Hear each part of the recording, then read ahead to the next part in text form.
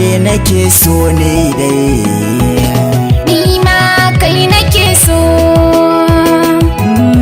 Idan da so da ƙauna to ai akwai amana, na baki zuciya ta karɓe ta adana ta.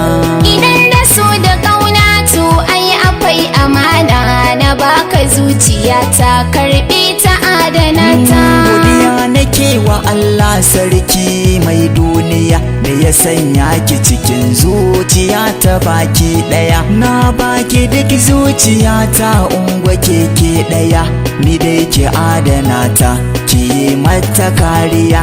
Idan na yi umarni ba kya yi min turjiya, hakan yasa na tsaya a gare ki keke ɗaya.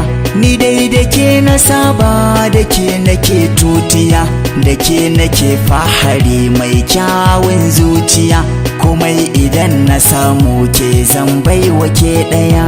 Idan da so da ƙauna to ai akwai amana, na baki zuciya ta karɓe ta adana ta. a madaina baya zan rike ta mu biyu. Idan akwai Usaina akwai Hassan yan biyu, to kaga in babu kai rayuwa ta ba zai yiwu. Ka zama mahaɗi komai sai da kai zai yiwu. Kaga na amince da kai zo ta gurina, addu'a nake a kullum ka zamo mijina. Kai ne farin ciki na mai taimako na, zaɓi a gona na amince da kai taho. Idan da so da ƙauna to ai akwai amana, na baka zuciya ta karɓe ta adana ta. Kimin halarci a so ba ni mantuwa ma, ina manta da ke kitar da nema.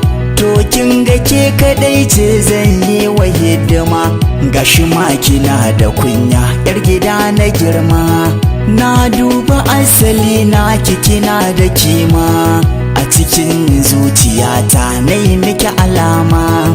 Ko ina idan na ganki zan shaida ki da sauri.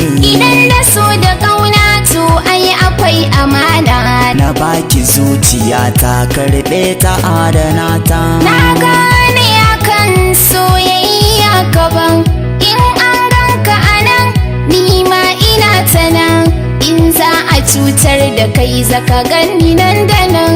Zan baka taimako na da ƙarfin jikina, ba za a cutar da kai ba idan ina ta nan. Na gode, na gode. A'a babu komai, ai so ni yasa. Me zan da tukwici dan na ji daɗi. Ni dai ka adana ni